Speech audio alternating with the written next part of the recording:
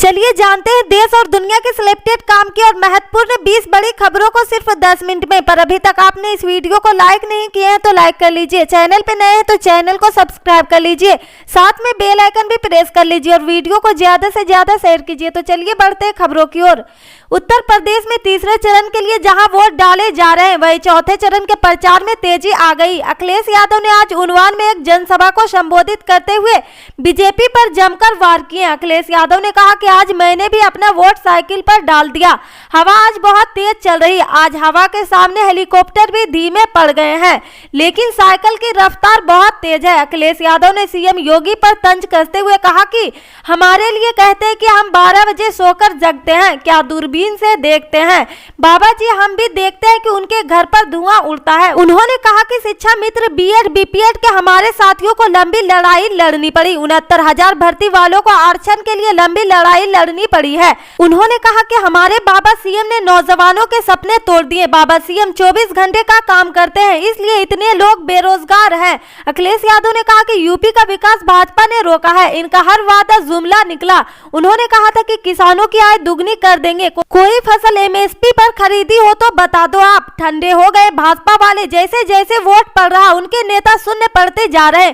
जिस समय उन्नाव की जनता वोट डालेगी ये लोग शून्य हो जाएंगे। अंतिम चरण में भाजपा के बूथों पर भूत नाचेंगे। अगर भाजपा दोबारा आ गई सत्ता में तो 200 रुपए में पेट्रोल बेचेगी, याद रखना। ये लोग कह रहे थे कि गर्मी निकाल देंगे, पहले और दूसरे चरण के बाद ये ठंडे पड़ गए और जब बंगर माऊ वाले वोट डालेंगे तो धुआं उड़ाते हैं वो धुआं हो जाएंगे।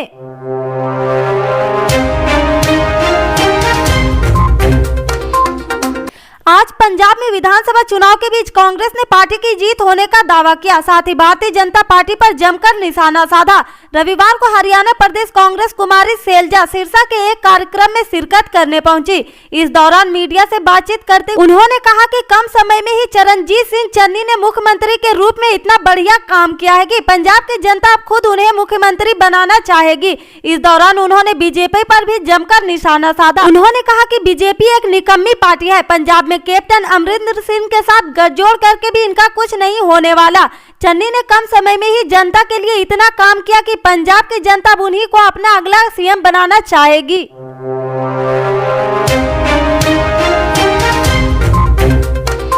पंजाब में कल 20 फरवरी विधानसभा चुनाव के लिए वोटिंग हो गई। वहां विधानसभा चुनाव के लिए मतदान प्रक्रिया के बीच राज्य के मुख्यमंत्री चरणजीत सिंह चन्नी ने रविवार को शिरोमणि अकाली दल और भारतीय जनता पार्टी पर जमकर निशाना साधा। उन्होंने कहा कि दोनों पार्टियां डेरा सच्चा सौदा से समर्थन ले रही। चन्नी ने ट्वीट पर लिखा, अकाली दल और बीजेपी की साझेदारी खुलकर सामने आ चुकी है और दोनों डेरा सच्चा सौदा से समर्थन ले रहे। उन्हें टीम बनाने दो। पंजाब के लोग इन भागीदारी के खिलाफ मिलकर काम कर रहे हैं और उन्हें अपने वोटों से सबक सिखाएंगे। बारात जिन्नी मर्जी वद्दी होट पिंड तो घट ही हिंदी। बता दें कि पिछले साल ही पंजाब के मुख्यमंत्री नियुक्त किए गए चन्नी राज्य में कांग्रेस पार्टी के सीएम उम्मीदवार है। उत्तर प्रदेश में तीसरे चरण का मतदान हो रहा। कल यानी रविवार को जिन सीटों पर वोट डाले जा रहे हैं उनमें हाथरस विधानसभा सीट भी है। पिछले दिनों हाथरस बलात्कार मामला काफी सुर्खियों में रहा। उनका कहना है कि वह गांव में असुरक्षित महसूस कर रहे हैं, उन्हें हाथरस के बाहर नौकरी और घर चाहिए। पीड़िता के भाई का कहना है कि उत्तर प्रदेश की कानून व्यवस्था आज के मतदान के दौरान हमारे लिए सबसे बड़ा मुद्दा है। पीड़िता के बड़े भाई ने आज तक को बताया कि बलात्कार के इस मामले पर जिस तरह से कार्रवाई हो रही उससे वे लोग खुश नहीं है। पीड़िता के भाई ने नाराजगी जताते हुए कहा कि इस मामले को खींचा जा रहा, मामले की सुनवाई तेजी नहीं की जा रही। उन्होंने यह भी कहा कि परिवार अब गाँव में खुद को असुरक्षित महसूस करता है, इसलिए सुरक्षा कारणों की वजह से परिवार हाथरस के बाहर नौकरी और घर चाहता है। यूपी में होने वाले मतदान पर उन्होंने कहा कि हमारा परिवार आज वोट डालेगा। यूपी की कानून व्यवस्था ठीक नहीं है, हमारे परिवार के साथ जो हुआ वह किसी और परिवार की किसी बेटी के साथ नहीं होनी चाहिए। कानून व्यवस्था के मुद्दे पर ही मतदान करेंगे।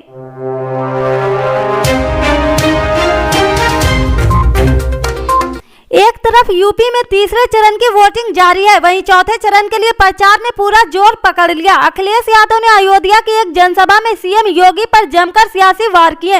इस दौरान उन्होंने तंज कसते हुए कहा कि अंग्रेजी के एक अखबार ने बाबा जी का नया नाम बाबा बुलडोजर रख दिया। उन्होंने कहा कि जब से हवा बदली बीजेपी की भाषा भी बदल गई। अखिलेश यादव ने कहा कि यूपी चुनाव में कौन कौन से ये लोग मुद्दे ला रहे हैं। इस चुनाव में गंगा यमुना तहजीब बन गई है।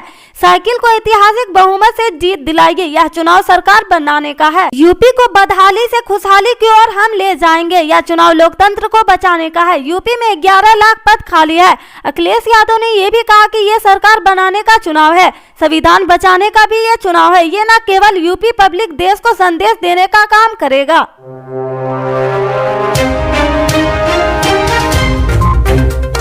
कर्नाटक में कांग्रेस का पिछले 3 दिनों से विधानसभा के भीतर प्रदर्शन जारी है। वह राज्य के ग्रामीण विकास एवं पंचायत राज्य मंत्री एस ईश्वरप्पा के राष्ट्रीय ध्वज पर कथित बयान के लिए उन्हें बर्खास्त करने की मांग कर रही। कांग्रेस विधायकों ने विधानसभा कक्ष के भीतर विधानसभा में डेरा डाला हुआ है और वे रात में भी वहीं सो रहे हैं। कर्नाटक प्रदेश कांग्रेस कमेटी के अध्यक्ष डीके शिव कुमार ने कहा कि भारतीय जनता पार्टी के अड़ियल रुख के कारण प्रदर्शन हो रहा। ईश्वरप्पा के इस्तीफे की मांग कौन कर रहा? कोई भी नहीं।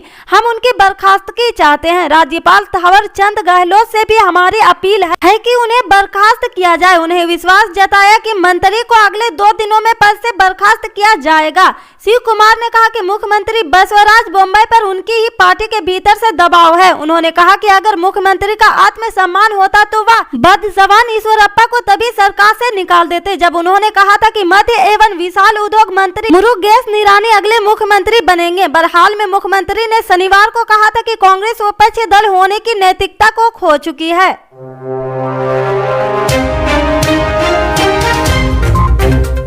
मणिपुर में कांग्रेस पार्टी के प्रभावी भक्त चरण दास ने रविवार को भारतीय जनता पार्टी को निशाने पर लिया। दास ने आरोप लगाया कि भाजपा ने नागरिकों को निशाना बनाने के लिए आप सपा को संगठित हिस्सा कानून में बदल दिया है। उन्होंने कहा कि मणिपुर में इस कानून को निरस्त करने की मांग पर एक बड़ा मुद्दा है, लेकिन भाजपा लोगों के विचार का सम्मान नहीं कर रही। कांग्रेस ने भाजपा के अपने चुनावी घोषणा पत्र में इस कानून पर मौन रहने के लिए आलोचना की है और वादा किया है कि अगर हम राज्य में विधान चुनाव जीतते हैं तो इस कानून को निरस्त करने के लिए कदम उठाएंगे। कांग्रेस प्रभारी ने विश्वास जताया कि प्रदेश में इस बार पार्टी की ही सरकार बनेगी। उन्होंने कहा कि 60 सदस्यीय विधानसभा में कांग्रेस पार्टी 35 से 40 सीटों पर जीत हासिल करेगी।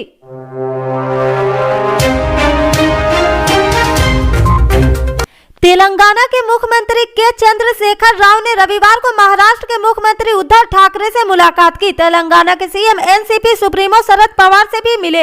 राजनीतिक गलियारों में इस मुलाकात के कई मायने निकाले जा रहे हैं। बैठक के बाद केसीआर और ठाकरे ने साझा प्रेस कॉन्फ्रेंस भी किया है। सीएम केसीआर ने कहा कि हमारी बैठक का अच्छा परिणाम आपको बहुत जल्द देखने को मिलेगा।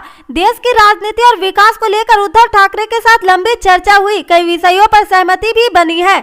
2024 के लोकसभा चुनाव में ममता बनर्जी के नेतृत्व में चुनाव लड़ने के सवाल पर उन्होंने कहा, हम देश के दूसरे नेताओं से बात करेंगे। केसीआर ने यह भी कहा कि केंद्रीय एजेंसियों का बहुत गलत तरीके से इस्तेमाल हो रहा। केंद्र को समझना पड़ेगा, नहीं समझाएंगे तो वो इसका भुगतान करेंगे।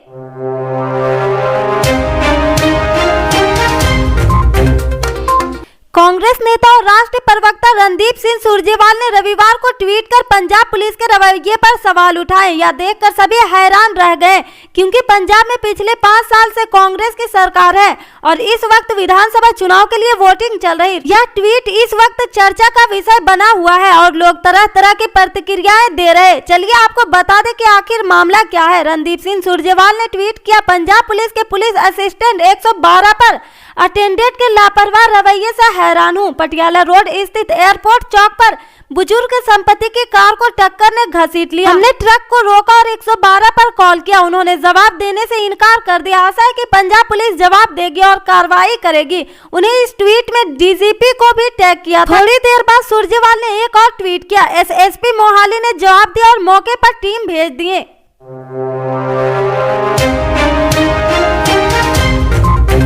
उत्तर प्रदेश में विधानसभा चुनाव में कल यानी रविवार को तीसरे चरण के लिए वोटिंग हो गई। ऐसे में नेताओं का एक दूसरे पर आरोप प्रत्यारोप जारी रहा।